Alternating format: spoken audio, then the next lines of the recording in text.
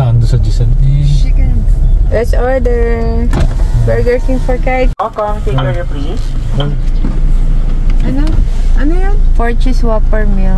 Ay, good morning. 4 cheese Whopper meal. Sorry, 4 cheese Whopper meal yung big size na. Okay, anong drink na? Anong drink mo? What do you want? Huh? What? Diet soda. Diet soda? Okay. Ano pong available na diet? Meron Coke Zero. Tapos sa juice, orange and ano Coke Zero na lang. Coke Zero? Coke Zero po. Saka Coke chicken Zero. nuggets. Bali 4 cheese Whopper na meal yung big size. Large fries and Coke Zero na po ba? Opo. Okay, ano pa po? Ano yun? Chicken nuggets. Ilang pieces? 10. 10 May pieces. 10 pieces na chicken nuggets kayo available? Yes po meron. Isa po din nun. Isang 10. Ano pa po? That's all. That's all.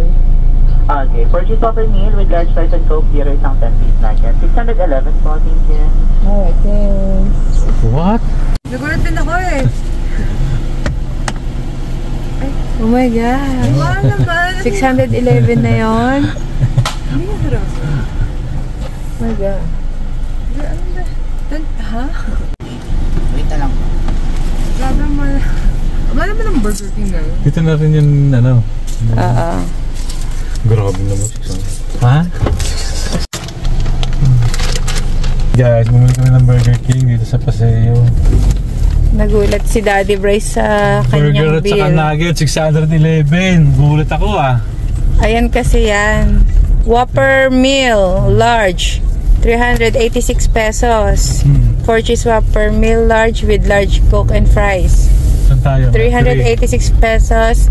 Tapos yung chicken nuggets, 10 pieces is 225 pesos. Total of 611 pesos midnight snack. 4 cheese Whopper.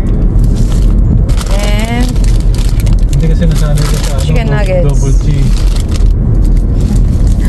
wala kasi sa Gisan itong 4 cheese Whopper ng Burger King. So ito yung na-miss ni Kate dito sa Philippines.